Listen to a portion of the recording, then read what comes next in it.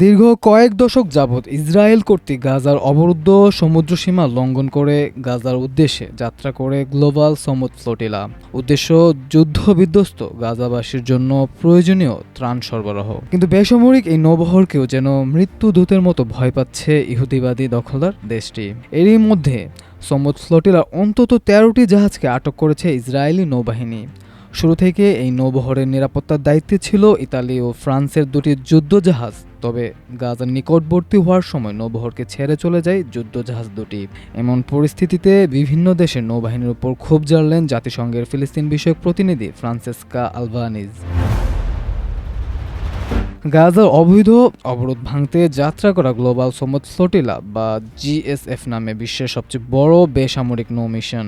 এই নৌবহরের চিকিৎসক, আইনজীবী, শিল্পী, ধর্মীয় নেতা ও নাবিক সহ ৪০টিরও বেশি দেশের ৫০০রও বেশি ব্যক্তি অংশ নিয়েছেন। প্রায় ৫০টি জাহাজ ও নৌকা নিয়ে গঠিত এই নৌবহরে রয়েছে খাদ্য, ওষুধ ও জরুরি সামগ্রী, যা গাজার অবরুদ্ধ মানুষের জন্য পাঠানো হচ্ছে।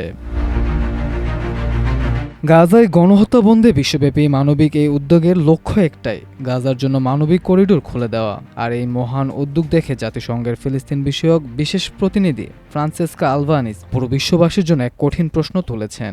ইসরায়েলের আরোপিত নৌ অবরোধে বিধ্বস্ত গাজায় যখন সাধারণ মানুষের ছোট নৌকা পৌঁছাতে পারছে, তখন শক্তিশালী রাষ্ট্রগুলোর নৌবাহিনী কেন সেটা পারছে না? সারা বিশ্ব থেকে মানবাধিকার কর্মীরা কয়েক ডজন নৌকায় ত্রাণ নিয়ে গাজার দিকে রওনা হওয়ার প্রেক্ষিতে তিনি এই মন্তব্য করেন বলে জানিয়েছে সংবাদ মাধ্যম আল জাজিরা। আলবানিজ বলেছেন, যখন বিশ্বের সাধারণ নাগরিকেরা ছোট ও কম সম্পদের নৌকায় করে গাজার ৬০ নেটিক্যাল মাইল দূরত্ব পর্যন্ত পৌঁছে যাচ্ছে, তখন রাষ্ট্রগুলো কেন তাদের নৌবাহিনী দিয়ে অবরোধ ভাঙছে না? এ কেমন পৃথিবীতে আমরা বাস করছি? না, আমরা এটিকে মেনে নেব না।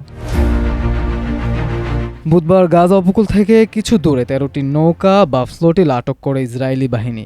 তবে এখনও ৩০টি নৌকা ইসরায়েলের দিকে যাচ্ছে বলে মানবাধিকার কর্মীরা জানিয়েছেন। বর্তমানে ইসরায়েলি বাধা উপেক্ষা করে গাজা অভিমুখী গ্লোবাল সমুদ ফ্লোটিলার নৌযানগুলোর মধ্যে একটি ইতিমধ্যেই গাজার জলসীমায় প্রবেশ করেছে। গ্লোবাল সমুদ ফ্লোটিলার লাইভ ট্র্যাকার অনুযায়ী মিকানো নামের ওই নৌযানটি বৃহস্পতিবার গাজার উপকূলে প্রবেশ করে। মাল্টিমিডিয়া ডেস্ক, আমার দেশ।